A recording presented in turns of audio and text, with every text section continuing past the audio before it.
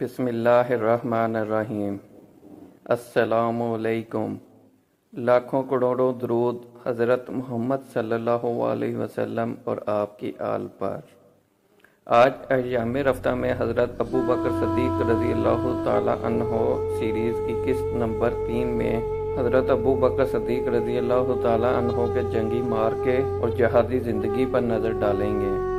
اہل علم نے تاریخ اور سیرت کی کتابوں میں لکھا ہے کہ حضرت ابو بکر صدیق رضی اللہ تعالی عنہ حضرت محمد صلی اللہ علیہ وسلم کے ہمراہ غزوہ بدر سمیت تمام غزوات میں شریک ہوئے اور کسی بھی غزوہ سے کبھی بھی غیر حاضر نہیں رہے۔ آپ تمام غزوات میں حضرت محمد صلی اللہ علیہ وسلم کے شانہ بشانہ کھڑے رہے اور تمام غزوات میں حضور نبی کریم صلی اللہ علیہ وسلم کے مشیر کا کردار ادا کرتے رہے۔ ان کا مقام ثانی اثنین کا تھا اور وہ ہر جنگ میں رسول اللہ صلی اللہ علیہ وسلم کے سچے مددگار اور وفادار ساتھی کی صورت میں نظر آتے ہیں۔ 17 رمضان سن 2 ہجری غزوہ بدر تاریخ کا وہ دن جب ایمان اور کفر آمنے سامنے آئے۔ مسلمان صرف 313 اور کفار 1000۔ یہ حق اور باطل کی پہلی جنگ تھی جہاں اسلام کے وجود اور مستقبل کا فیصلہ ہونا تھا۔ حضرت ابو بکر صدیق رضی اللہ تعالی عنہ اسی لشکر میں شامل تھے جو مدینہ سے بدر کی جانب روانہ ہوا۔ ان کا اونٹ حضور نبی کریم صلی اللہ علیہ وسلم کے اونٹ کے ساتھ ساتھ تھا۔ وہ ہر مشورے اور ہر فیصلہ سازی میں شامل تھے۔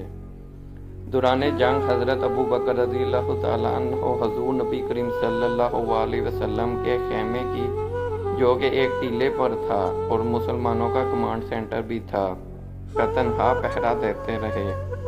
نبی کریم صلی اللہ علیہ وسلم جب اللہ تعالیٰ سے فتح و نصرت کی دعاؤں میں مشغول تھے تو حضرت ابو بکر رضی اللہ تعالیٰ عنہ تلوار لیے باہر پہرا دیتے رہے تاکہ کوئی دشمن قریب نہ آ سکے۔ آپ رضی اللہ تعالیٰ عنہ وہ پہلے اور آخری شخص تھے جنہیں نبی کریم صلی اللہ علیہ وسلم نے اپنی حفاظت کے لیے چنا۔ جنگ سے ایک راہ پہلے نبی کریم صلی اللہ علیہ وسلم نے اللہ کے حضور ہاتھ بلند کیے، اے اللہ، اگر آج یہ مٹھی بھر جماعت ہار گئی تو زمین پر تیرا نام لینے والا کوئی نہ رہے گا۔ رسول اللہ صلی اللہ علیہ وسلم سجدے میں رو رہے تھے اور بار بار دعا کر رہے تھے۔ یہاں حضرت ابو بکر رضی اللہ تعالیٰ عنہ آگے بڑھے اور نبی کریم صلی اللہ علیہ وسلم کے کندھے تھام لیے اور عرض کیا، یا رسول اللہ بس کیجئے، اللہ آپ کی دعا ضرور قبول فرمائے گا۔ وہ واحد صحابی تھے جو اس لمحے میں حضور نبی کریم صلی اللہ علیہ وسلم کو دلاسا دینے کی جرات کرتے تھے۔ غزوہ بدر میں اگرچہ سب نے حصہ لیا لیکن حضرت ابو بکر صدیق رضی اللہ تعالیٰ عنہ نبی کریم صلی اللہ علیہ وسلم کے دفاع کے لیے صفحہ اول میں تھے۔ جب مشرکین نے رسول اللہ صلی اللہ علیہ وسلم کی طرف حملے کی کوشش کی، حضرت ابو غزوہ بدر کے صرف 1 سال بعد مشرکین مکہ کے 3000 سپاہیوں کا لشکر ابو سفیان کی قیادت میں غزوہ بدر اور مشرکین کی شکست کا بدلہ لینے دوبارہ مدینہ کی طرف آیا۔ جب حضور نبی کریم صلی اللہ علیہ وسلم کو اس کی اطلاع ملی تو آپ صلی اللہ علیہ وسلم نے صحابہ سے مشورہ طلب کیا، تو یہ حضرت ابو بکر ہی تھے جنہوں نے مشورہ دیا کہ جنگ مدینہ سے باہر لڑی جائے تاکہ مسلمانوں کی جرات اور اعتماد کا مظاہرہ ہو سکے۔ جب جنگ شروع ہوئی تو مسلمانوں نے ابتدا میں فتح حاصل کی۔ حضرت ابو بکر صدیق رضی اللہ تعالیٰ عنہ صفحے اول میں لڑ رہے تھے، لیکن جب مسلمان تیر اندازوں نے اپنی جگہ چھوڑی تو کفار نے پیچھے سے حملہ کیا اور جنگ کا نقشہ پلٹ گیا۔ ایک وقت ایسا بھی آیا کہ مسلمانوں کی صفیں ٹوٹ گئیں اور بہت سے لوگ بھاگ گئے اور افواہ پھیل گئی کہ نبی کریم صلی اللہ علیہ وسلم شہید ہو گئے ہیں۔ جب یہ خبر پھیلی کہ رسول اللہ صلی اللہ علیہ وسلم شہید ہو گئے ہیں تو بہت سے صحابہ گھبرا گئے۔ اس موقع پر حضرت ابو بکر نے حوصلہ، عقل اور ایمان کا مظاہرہ کیا۔ حضرت ابو بکر رضی اللہ تعالیٰ عنہ نے فرمایا، اگر محمد صلی اللہ علیہ وسلم شہید ہو گئے ہیں تو اللہ زندہ ہے، دین کی خاطر ہمیں لڑنا ہے۔ جب پتہ چلا کہ نبی کریم صلی اللہ علیہ وسلم زخمی ہیں مگر زندہ ہیں، حضرت ابو بکر رضی اللہ تعالیٰ عنہ نے فوراً ان کی طرف دوڑ لگا دی۔ وہ ان چند صحابہ میں شامل تھے جنہوں نے نبی کریم صلی اللہ علیہ وسلم کو احد کی گھاٹی میں گھیر کر تحفظ دیا۔ نبی کریم صلی اللہ علیہ وسلم شدید زخمی تھے، دندان مبارک شہید ہو چکے تھے، چہرہ زخمی تھا۔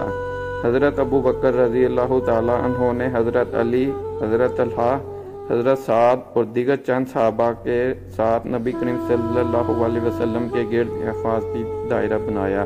ہر طرف سے دشمن حملہ کر رہے تھے، لیکن حضرت ابو بکر نے اپنے جسم سے نبی کریم صلی اللہ علیہ وسلم کی حفاظت کی۔ سن 5 ہجری غزوہ خندق مشرکین، یہود اور قبائل کا متحدہ اتحاد جنگی حکمت عملی کے طور پر مدینے کے گرد خندق کھودی گئی۔ اس غزوہ میں حضرت ابو بکر صدیق رضی اللہ تعالیٰ عنہ نے خردائی میں براہ راست حصہ لیا۔ رسول اللہ صلی اللہ علیہ وسلم کے ہمراہ ہر سرد و گرم لمحہ گزارا۔ اللہ پر مکمل بھروسہ اور دل میں یہ یقین کہ کامیابی ایمان والوں کی ہوگی کو پسپا کیا۔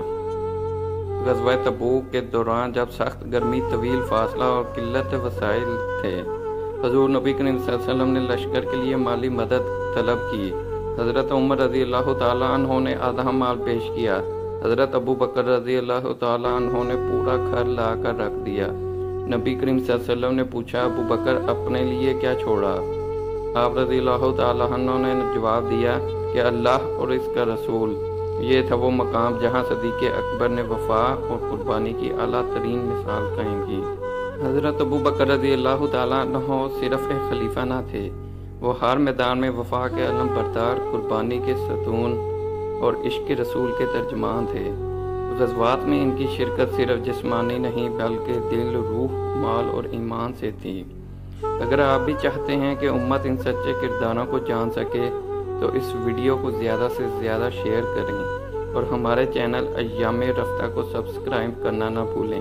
اللہ حافظ۔